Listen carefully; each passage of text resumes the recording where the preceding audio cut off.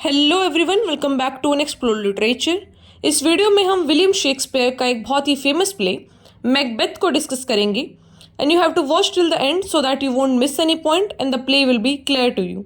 So without wasting much of your time, let's start the video.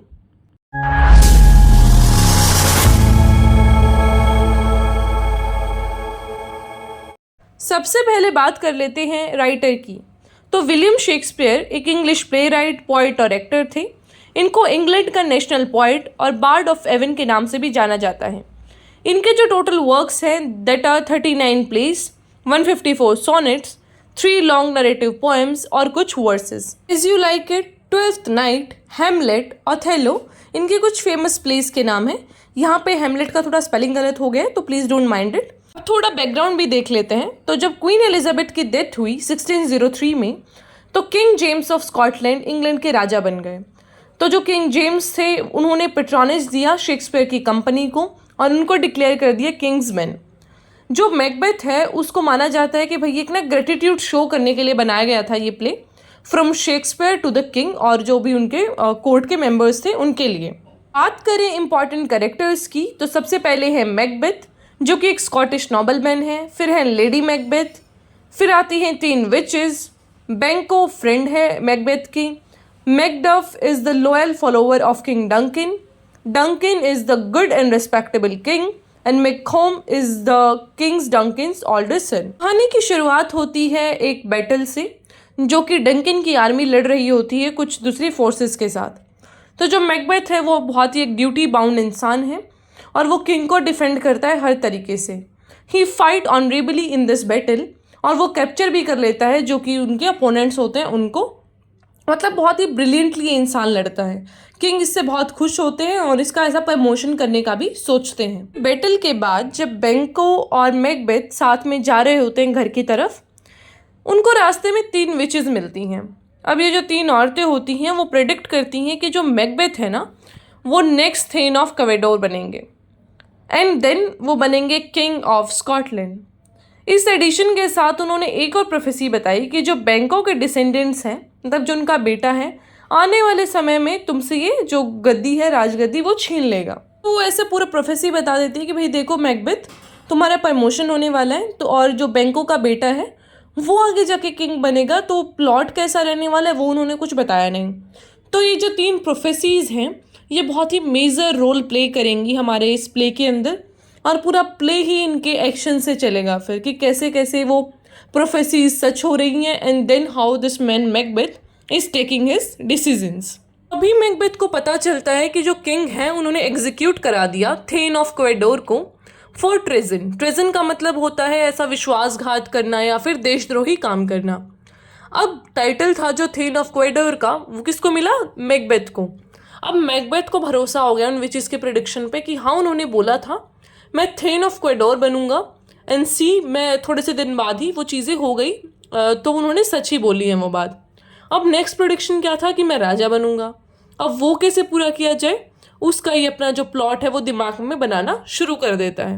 अब जैसे ही Macbeth घर पहुंचता है वो अपनी वाइफ को बताता है उन प्रोफेसीज के बारे में कि यार ऐसा ऐसा बोला है 3 विचेस ने। तो लेडी मैकबेथ बोलती है कि अच्छा अब तो मैं रानी बन सकती हूँ। तो हम क्या करते हैं, इस डंकिन को ही मरवा देते हैं, क्योंकि जब तक तुम्हारे प्रोफेसी हो, कब हो हम बूढ़े हो जाएं तो क्या ही इतना टेंशन लेना, अपना मरवाओ और तुम राजा बन जाओ, because you are the one who is eligible इस पोस्ट के लिए। तो तुम सीधा ये करते ना, ख़त्म करो इसको और तुम राजा बन जाओ। तो Macbeth and lady Macbeth then start scheming against Duncan. तो उन्होंने पूरा स्कीम स्टार्ट कर दिया कि भाई कैसे इसको मरवाया जाएगा, कैसे राजगद्दी को हड़पा जाएगा।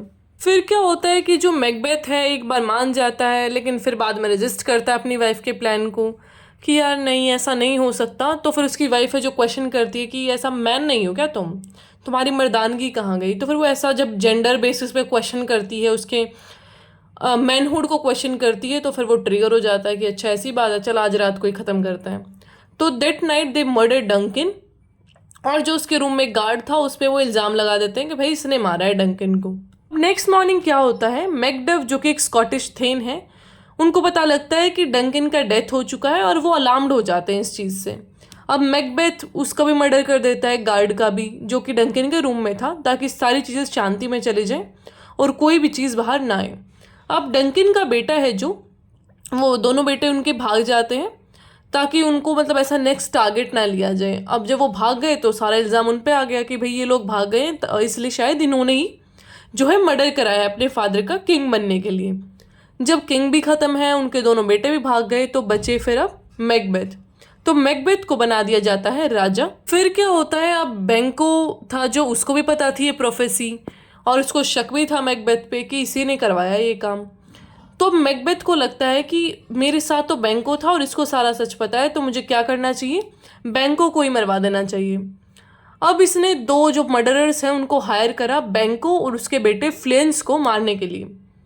अब जब वो उसको मारने जा रहे थे तो बैंको को तो वो मार गए, लेकिन फ्लेंस है जो वो भाग निकला। तो जब ये सारी चीज़ें उल्टी उल्टी हो रही थी, मैकबेथ का बिहेवियर बहुत चेंज हो गया था, फिर डेथ हो गया बैंको का, तो जो सारे थेन्स थे वो सस्पिशियस हो गए and they begin to think Macbeth as a tyrant. Tyrant का मतलब होता है एक तानाशाह।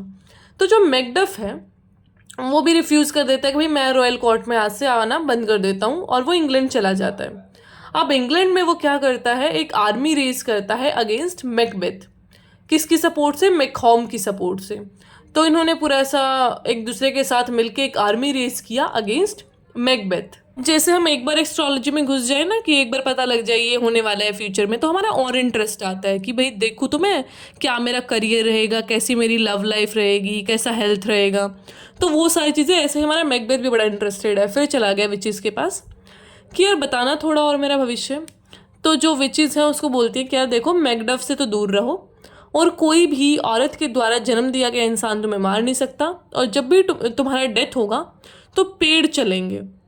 अब मैकबेथ मन में सोचता है कि ऐसा तो कोई धरती पे इंसान है नहीं जिसको किसी औरत ने जन्म ना दिया हो, और पेड़ कभी चलते हैं नहीं, तो इसका मतलब I am the immortal being, और मेरे को अब कोई नहीं मार सकता, मतलब मैं तो अब यहाँ पे जम चुका हूँ इस राजगद्दी पे। इस तरीके से सोचा इसने। अब जो मैकडफ है वो ट्रेवल करता है इंग्लैंड टू फाइंड मैकहॉम।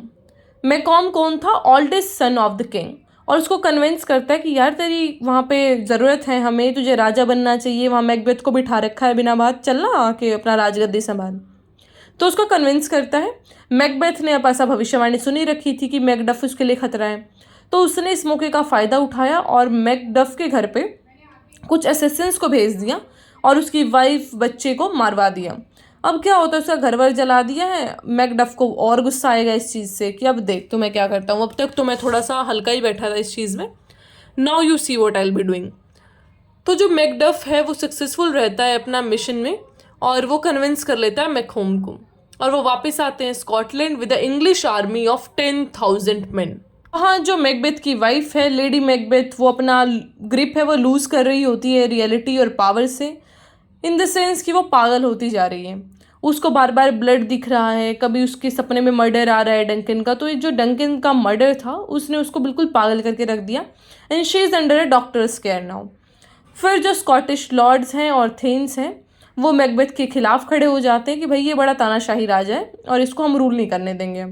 ये भी मैकहॉम की जो आर्मी है उसको ज्वाइन कर लेते हैं जब ये आर्मी पहुंचती है स्कॉटलैंड।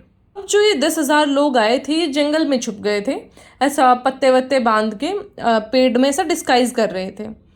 तो अब लेडी मैकबेथ की डेथ हो जाती है और एक सर्वेंट आके बताता है इसको मैकबेथ को कि वहाँ पे ना ऐसा लग रहा है जैसे पेड़ चल रहे हैं।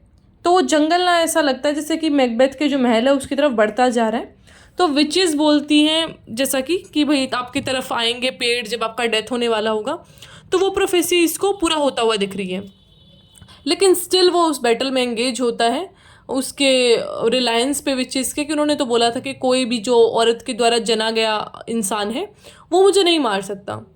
लेकिन जब वो मिलता है मैकडफ को ऑन फील्ड तो उसे पता चलता है कि जो मैकडफ है वो एक सर्जरी से पैदा हुआ है, उसका कोई कन्वेंशनल बर्थ नहीं था। तो जो मैकडफ है उसने मार दिया मैकबेथ को और मैकहॉम बन गया राजा। इसी के साथ आपकी जो स्टोरी है वो ख़त्म होती है। अब सीधा थीम्स को डिस्कस करते हैं। सबसे पहला थीम है हमारा ब्लड का। तो ब्लड है जो वो रिप्रेजेंट करता है गिल्ट, जो कि लेडी मैकबेथ और मैकबेथ के अंदर था। फिर आता है गोस्ट। तो गोस्ट क्या प्रेजेंट करता है, जो पास्ट एक्शंस है हमारे आकर हमारे प्रेजेंट और फ्यूचर को हॉन्ट करते हैं, उसको हम गोस्ट की तरीके से दिखा रहे हैं यहाँ पे, जैसे कि बैंको का गोस्ट, या फिर जो ट्रॉमेटाइज कर रहा था डंकन का डेथ किसको, लेडी मैकबेथ को। फिर थर्ड आता है स्टॉर्म। तो स्टॉर्म का मतलब रहता है यहाँ पे रेज के तरीके से, कि जो पूरा एक पॉलिटिकल और सोशल अनरेस्ट फैल गया था उसको यहाँ पे स्टॉर्म के थ्रू दिखाया गया है। फिर नेक्स्ट आता है जेंडर रोल्स, कि जो लेडी मैकबेथ है उसके अंदर ऐसा एक भी फेमिनिन करेक्टर नहीं दिखाया गया, उसको बहुत ही एक अजीब सा करेक्टर के रूप में दिखाया गया है, जो कि एक जो कन्वेंशनल तरीके होते हैं जिनसे हम सोचते हैं एक औरत को, वो उनके अंदर नहीं है। फिर आता है वॉयलेंस। तो मैकबेथ एक बहुत ही वॉयलेंट प्ले है, इसके अंदर बैटल्स, मर्डर्स, सुइसाइड्स, ये सभी हो रहा है, तो बहुत ही एक वॉयलेंट सा ये प्ले है। इसी के साथ आपका जो पूरा प्ले है वो ख़त्म होता है। आई होप आपको समझ आया होगा। फिर भी कोई क्वेश्चन है तो उससे आप मेरे से पूछ सकते हैं कमेंट बॉक्स में, ईमेल करके, टेलीग्राम पे या फिर इंस्टाग्राम पे, कहीं भी, वेरेवर यू फील कंफर्टेबल, तो आप वो पूछ सकते हैं। Then is I am planning कि हम क्या करें, जी को भी साथ साथ कवर करें। लास्ट टाइम हम वो चीज़ अच्छे से नहीं कर पाए थे, सो फॉर दैट मैंने एक अलग से चैनल बनाया है, क्योंकि this channel is for literature और फिर मुझे ऐसा मिक्सअप सा नहीं चाहिए। तो I give you the link for that channel. उस पर आपको जी की या फिर जो एडिशनल वीडियोज़ होती हैं लिटरेचर को छोड़ के जो भी रहेगा वो आपको मिलेगा दूसरे चैनल पे। तो उसका लिंक आपको मिल जाएगा डिस्क्रिप्शन में भी, और टेलीग्राम पे भी आई पोस्ट दैट, तो उसको आप सब्सक्राइब कर लीजिएगा। And then only I start sharing videos that. तो जब वहाँ पे कम से कम 500 सब्सक्राइबर हो जाएंगे then only I share the video. तो you have to share the link with your friends and classmates too. उसके बाद हम अपना लिटरेचर और जी के सब्जेक्ट्स को साथ साथ लेके चलेंगे। तो इस तरीके से आपका सिलेबस बहुत जल्दी कंप्लीट हो जाएगा। एंड बीच बीच में I will make the videos, but end of the June में will be very serious and continuous towards this, तो वो हम देख लेंगे। Alright, so I'll meet you in the next video. Till then, take care, stay happy and stay healthy. And यार जल्दी से 2500 subscribers करा दो, बहुत जल्दी होने वाला है। And I know you people will help us to achieve that goal. तो प्लीज़ जल्दी से थोड़ा सा वो भी करवाओ। See you in the next video.